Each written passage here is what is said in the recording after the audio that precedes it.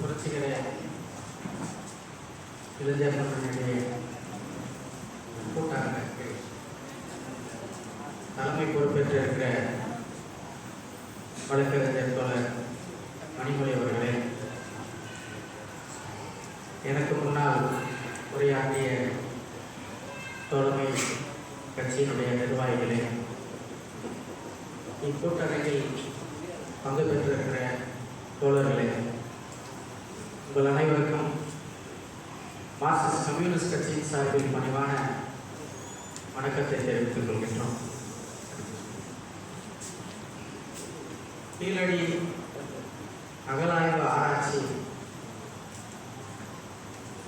ஒன்றிய அரசு இந்த ஆய்வை நடத்துவதற்காக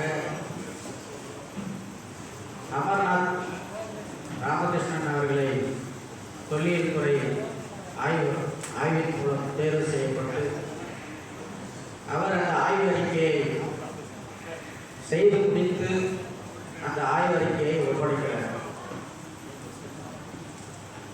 அப்படி ஒப்படைக்கும் பொழுது அந்த ஆய்வறிக்கையை வெளியிடுவதற்கு மத்திய அரசாங்கம் பிஜேபி அரசு மறுக்கிறது. என்ன காரணம் அப்படின்னா, தமிழர்களை பழிவாங்க வேண்டும், தமிழ்நாட்டில் இருக்கிற விஷயங்களை எதையுமே நம்ம முன்னெடுத்து கொண்டு செல்லக்கூடாது அப்படின்ற அந்த ஒரே நோக்கம். அதற்கு பிறகு ஒரு தொழில் துறை ஆய்வாளர் ஒன்றை அதே மத்திய அரசாங்கம் அனுப்பும்போது அமர்நாத் சொன்னதில் அங்கே சொல்லக்கூடிய அளவுக்கு ஒன்றுமே இல்லை அப்படின்னு சொல்லி அவர் ஒரு ஆய்வறிக்கையை சுட்டிக்காட்டுறார். இப்படி தமிழர்களை வஞ்சிக்கக்கூடிய அந்த நிலைமை மத்திய அரசாங்கத்தால் தொடர்ந்து தாக்குதல் நடத்தி கொண்டிருக்கிறது. அது மட்டுமல்ல, இன்னைக்கு மத்திய அரசாங்கத்தை குறித்து எந்த ஒரு கருத்துக்களையுமே தமிழ்நாட்டில் சொல்லக்கூடாது என்று சொல்லி அந்த அளவுக்கு இன்னைக்கு தமிழ்நாட்டில் ஒன்றிய அரசாங்கம் நேற்றைய தினம் கூட அமெரிக்க அரசனுடைய அடாவடி வரி தாக்குதலை கண்டித்து ஒரு நிகழ்ச்சி நடக்குது. அந்த நிகழ்ச்சியில நேரடியாக போய் அந்த மைக்கை பிடிங்கி கலவரத்தை தூண்டக்கூடிய அளவுக்கு தமிழ்நாட்டில் ஒரு நிகழ்ச்சி நடக்குது. அது எங்கோ ஒரு மூலையில் நடக்குதுன்னு நம்ம நினைக்கக்கூடாது. அடுத்து நம்ம திருப்பத்தூர்ல கூட நடக்கும். அதுக்கான வாய்ப்புகள் வருங்காலங்களில் இருப்பதற்கான சூழல் இருக்கு.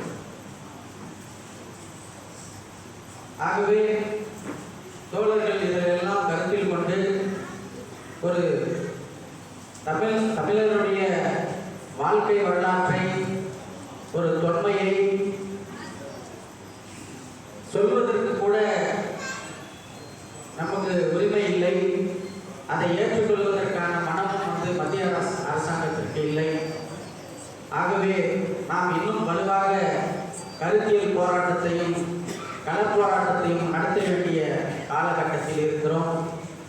ஆகவே இந்த ஆய்வறிக்கையை மறுக்கும் பொழுது மதுரை நாடாளுமன்ற உறுப்பினர் சு. வெங்கடேசன் அவர்கள் கடுமையாக நாடாளுமன்றத்தில் எதிர்த்து அந்த ஆய்வறிக்கையை வெளியிட வேண்டும் என்று தொடர்ந்து போராட்டத்தில் ஈடுபட்டு வருகிறார்.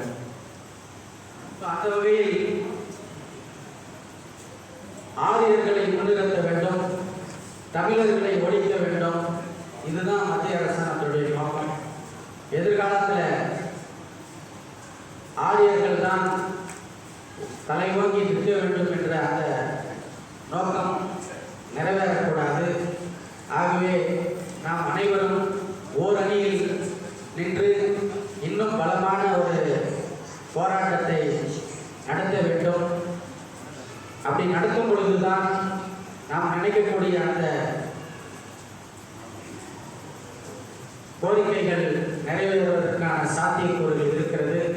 ஆகவே தோழர்களே, இங்கு வந்திருக்கிற தோழமை கட்சி தோழர்கள் அனைவரும் ஓரணியில் திரண்டு ஒன்றுபடுவோம், போராடுவோம், வெற்றி பெறுவோம் என்று சொல்லி வாய்ப்புக்கு நன்றி கூறிய தோழர்களுக்கு நன்றி கூறி முடித்துக் மறக்காம சர்ப்ரைஸ் பண்ணுங்க. தேங்க்யூ.